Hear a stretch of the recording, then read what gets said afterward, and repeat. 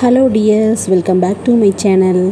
All the best for everyone. நாளைக்கு உங்களுக்கு எல்லாத்துக்கும் ரிசல்ட்டு. ஸோ எல்லாத்துக்கும் பெஸ்ட் விஷஸ்.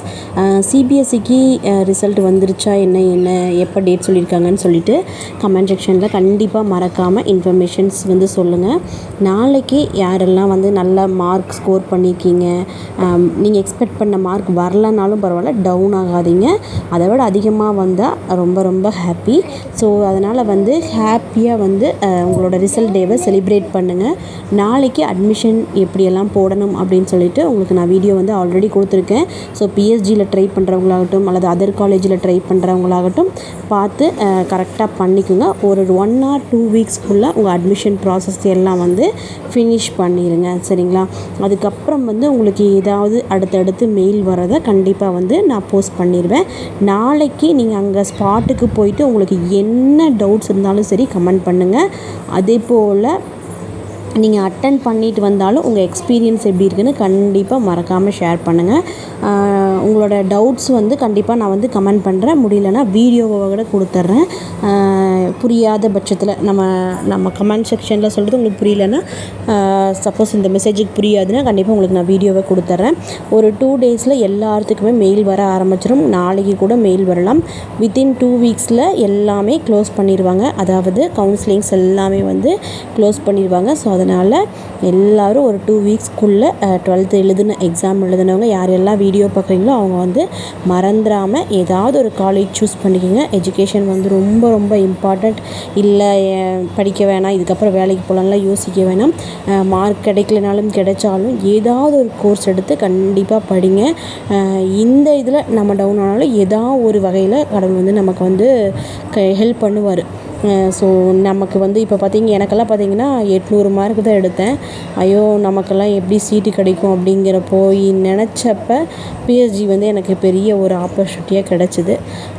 அந்த பெரிய ஆப்பர்ச்சுனிட்டி கிடைக்கும்போது அதுக்கு மேலே போகிறதுக்கு ஆப்பர்ச்சுனிட்டிஸ் வந்து கிடைக்கல.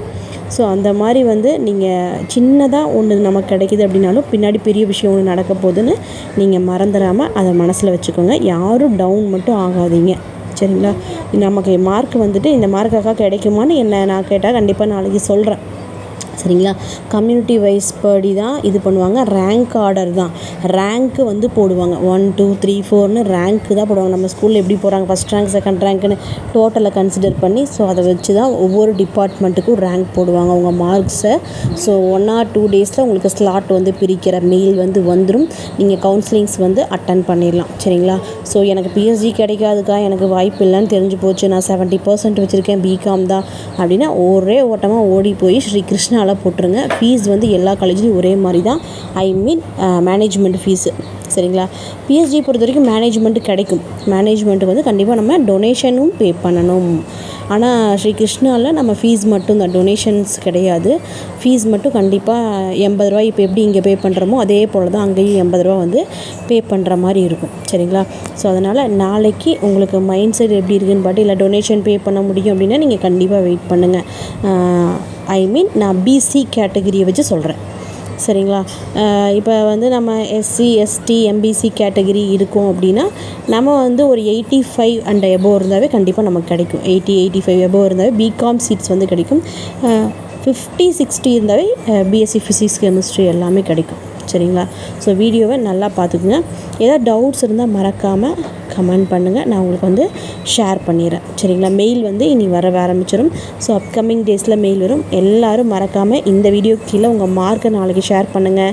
நாளைக்கு போயிட்டு வந்தீங்கன்னா இன்ஸ்டாகிராம்லேயும் ஷேர் பண்ணுங்கள். நாம் வந்து உங்கள் ஃப்ரெண்ட்ஸுக்கும் தெரியப்படுத்திடலாம். அதுக்கப்புறம் மெயில் டீட்டெயில் வந்து நான் போஸ்ட் பண்ணுறேன், சரிங்களா? என்னென்ன ஸ்லாட் பிரிச்சுருக்குறாங்கன்னு வெப்சைட்லேயும் வரும்.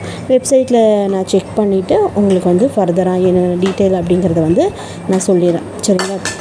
நாளைக்கு போகிறதுக்கு உங்களுக்கு ஏதாவது டவுட்ஸ் வந்து இருந்துச்சு அப்படின்னா மறக்காமல் கமெண்ட் பண்ணுங்கள். ஈவினிங்குள்ளே நான் அதுக்கான வீடியோஸ் வந்து உங்களுக்கு நான் கொடுத்துட்றேன், சரிங்களா?